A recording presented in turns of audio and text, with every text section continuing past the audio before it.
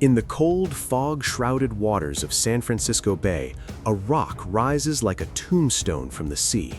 Alcatraz, the unbreakable prison where America's most dangerous men were sent to vanish.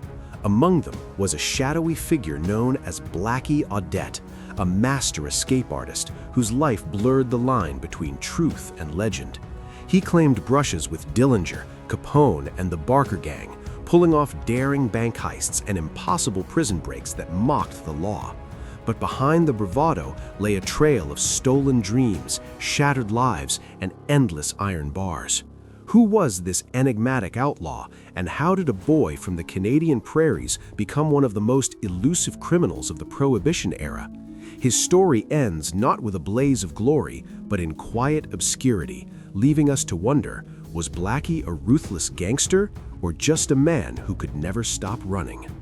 Fade into the vast, windswept prairies of southern Alberta, Canada, at the turn of the 20th century. It's January 19, 1902, and in a modest home near Fort Macleod, a boy named Theodore James Audett enters the world. Nicknamed Blackie early on for his dark hair and mischievous eyes, he grows up in a rugged frontier environment where survival demands toughness. His family background is typical of many immigrant settlers, hard-working parents scraping by on farming or small trades, instilling values of resilience, but also exposing young Blackie to the harsh realities of poverty and isolation. The Canadian West in those days is a land of opportunity and hardship. Fort Macleod, a former Northwest Mounted Police outpost, still echoes with tales of outlaws and lawmen from the wilder days of the late 1800s. Blackie's childhood unfolds against this backdrop: endless horizons, brutal winters, and summers filled with chores on the family land. He learns to ride horses young, helping with cattle and crops, developing a wiry strength and a restless spirit. Schooling is sporadic, rural one-room schoolhouses where education takes a back seat to farm work. Blackie attends irregularly, showing a quick wit but little patience for authority. Teachers note his intelligence, but also his tendency to challenge rules, skipping classes to explore the nearby rivers or sneak into town. Friends come from similar backgrounds, sons of ranchers, trappers, and laborers. They form a tight-knit group, roaming the prairies, hunting small game, and dreaming of adventure beyond the monotonous toil. Blackie's personality emerges early, charismatic, daring, with a streak of rebellion. He's the one who leads the pack into mischief, stealing apples from orchards, racing horses recklessly, or daring each other to cross frozen rivers. Yet there's a softer side. He's loyal to his pals, quick with a joke to diffuse tension, and harbors dreams of something bigger than the farm life that traps so many. Family influences play a pivotal role. His father is strict, perhaps quick with discipline, floggings that Blackie later recalls with bitterness, driving him to run away multiple times as a young boy. At age 10, he bolts from home after a particularly harsh beating, surviving on the streets and odd jobs before being dragged back. This cycle of rebellion and punishment shapes his mindset. Authority is something to defy, freedom something to chase at any cost. His mother, softer and more nurturing, tries to temper the household, but the father's iron rule dominates. World War I interrupts this rural idyll. By 1915, at just 13, Blackie lies about his age and enlists in the Canadian Army, shanghaied into service through a mix of youthful bravado and perhaps parental desperation amid wartime pressures. He's underage, but the recruiters turn a blind eye in the rush to fill ranks. Sent overseas, he experiences the horrors of trench warfare in Europe: mud, rats, artillery barrages that shatter the innocence of youth. Blackie serves with distinction for a teenage soldier, earning an honorable discharge in 1921. He returns home changed, hardened, disillusioned, with skills in survival and a taste for danger that peacetime Canada can't satisfy. Back in Alberta, the post-war years bring economic struggle. The prairies face drought and depression precursors, farms failing, jobs scarce. Blackie, now in his late teens, drifts. He works odd jobs, ranch hand, laborer, but the structure chafes. Dreams of adventure linger from his boyhood stories of American outlaws and the soldier's life. Influences creep in. dime novels glorifying train robbers, whispers of easy money south of the border during Prohibition. Friends from the war share tales of bootlegging runs, smuggling liquor across the unguarded US-Canada line. A pivotal moment comes with personal loss. In his autobiography, Blackie speaks of a girl named Dolly, the sweetheart who might have anchored him to a straight life. Her death, while he was away at war, hits hard, a funeral he attends upon return that underscores the futility of settled existence. Grief mixes with restlessness. Why toil endlessly when life can end so abruptly? By the early 1920s, Blackie's mindset solidifies. The struggles of rural poverty, the brutality of war, the sting of paternal authority, all push him toward rebellion. He begins small: liquor thefts, joyriding in stolen cars or boats. These early brushes with crime feel like extensions of his youthful mischief, thrilling rather than criminal. Personality-wise, he's no cold-blooded killer. Contemporaries describe him as folksy, humorous, more rogue than monster. But the influences are clear. A world that rewards the bold, punishes the weak. As Prohibition rages in the US, the border beckons. Blackie crosses south, drawn by tales of gangsters making fortunes. His early life, a cinematic flashback of wide-open spaces turning claustrophobic, sets the stage for descent. The boy who dreamed of freedom on horseback now seeks it in the shadows of the underworld, unaware that the path ahead leads not to liberty, but to chains. The transition begins subtly, like shadows lengthening across the prairie. In the early 1920s, with Prohibition turning alcohol into gold, Blackie Audett slips across the border into America. Starting with bootlegging runs, hauling whiskey from Canada to thirsty US speakeasies, he tastes quick money and adrenaline. But small-time smuggling soon escalates. His first major crime comes around 1922, a daring train holdup. According to his own accounts, Blackie and accomplices board a mail train, netting an astonishing $560,000 in cash and valuables, a haul that catapults him into serious criminal circles. Captured shortly after, he's sentenced to 10 years in a Canadian maximum security prison. But Blackie doesn't stay put. Within weeks, he orchestrates a bold escape, sawing bars or tunneling out. Details vary in his telling, but the result is freedom and a growing reputation as an escape artist. Now on the run in the US, Blackie dives deeper into the Prohibition-era underworld. The 1920s and 30s are a golden age for outlaws. Banks flush with cash, weak law enforcement, public sympathy for those thumbing noses at dry laws. Blackie specializes in bank robbery, becoming a skilled getaway driver and planner. He claims associations with the era's legends, driving for gangs linked to John Dillinger, brushing shoulders with Babyface Nelson, even Al Capone in Chicago's roaring speakeasies. Step by step, his crimes build. Liquor thefts give way to armed robberies.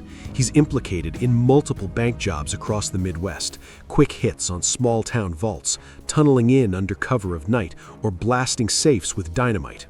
One notable incident in the 1930s involves attempting to burrow into a Nebraska bank, only to be caught mid-scheme. His reputation grows not for brutality, he avoids unnecessary violence, but for elusiveness. Getaways in fast cars, hiding in rural farms, changing identities. Turning points mark his ascent. Multiple prison escapes in Canada burnish his myth, sawing through bars, bribing guards, vanishing into the wilderness. South of the border, he evades FBI dragnets during the Public Enemy era. Blackie boasts of ties to the Barker Karpus gang, though historians dispute this, suggesting exaggeration for notoriety. He names names in high-profile cases, like claiming insider knowledge of the 1933 Kansas City massacre, an attempt to free a prisoner that killed FBI agents. In his book, he fingers different shooters than the official story, positioning himself as a connected insider. Major events make him infamous. Interstate car thefts violate the Dyer Act, a federal offense landing him in U.S. prisons. Escapes from places like McNeil Island follow patterns, planning meticulously, exploiting weaknesses. One escape involves posing as a visitor or hiding in laundry. Recaptured, sentenced harsher each time. His crimes? Primarily bank robbery, auto theft, bootlegging, escape. No murders pinned on him directly. He's a professional thief, not a killer. Reputation swells through word of mouth in underworld circles and later his own writings. Newspapers dub him an escape king, frustrating authorities. Interactions with big names, driving for robbers linked to Dillinger's circle, witnessing Capone's empire from afar. By the mid-1930s, the net tightens. J. Edgar Hoover's FBI modernizes, targeting habitual offenders. Blackie's repeated escapes and federal violations make him a priority. A final capture after an escape from McNeil Island sends him to Leavenworth, then the ultimate punishment, Alcatraz in 1934. Investigative tone reveals shocking truths. Old files show a man addicted to freedom, crimes escalating from necessity to habit. Turning points like war trauma, lost love, fuel a psychological depth, rebellion against confinement. His history?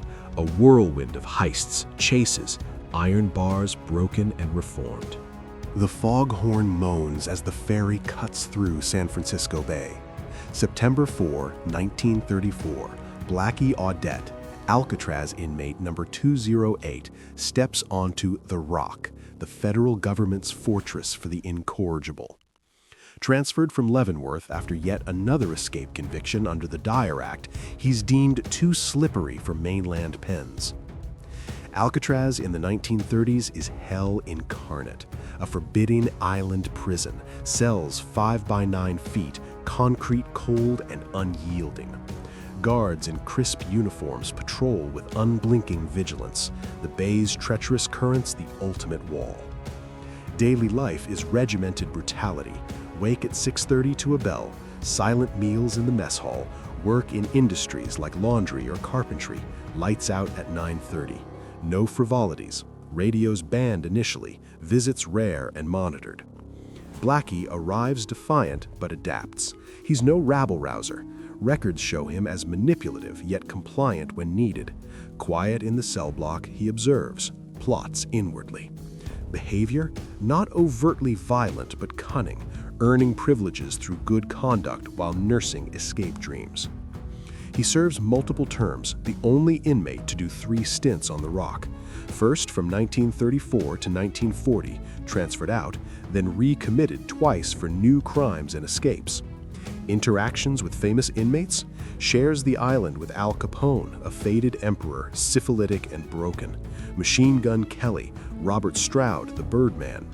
Blackie later writes vividly of Capone's decline, Kelly's boasts.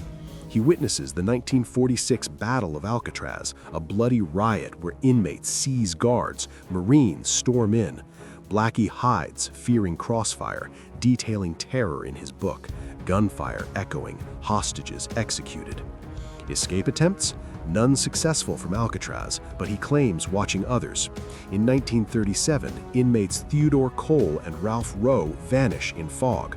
Blackie says he saw them swim away with makeshift floats, fueling escape lore, though officially presumed drowned. Daily atmosphere? Oppressive silence rules, clanging gates, bay winds howling, cells stark, bunk, toilet, sink. Meals monotonous, beans, bread. Work grueling, guards harsh. Blackie works in industries, perhaps tailoring, using time to network. Vivid imagery, morning count under floodlights, fog obscuring mainland freedom, gulls crying mockingly. Guards like automatons, inmates a mix of hardened psychos and broken men. Blackie behaves reformed outwardly, paroled conditionally in 1940, but recidivism pulls him back. His terms highlight Alcatraz's purpose, break spirits. Yet Blackie endures, mind sharp, stories brewing. Leading to fate, repeated releases and rearrests show a man unable to reform, prison life a cycle, ending in weary acceptance. The cycle finally breaks. After his third Alcatraz stint and conditional releases in the 1940s, Blackie Audett fades from headlines. Rearrested for bank tunneling attempts, he serves time in lesser facilities, emerging in the 1950s older, wearier.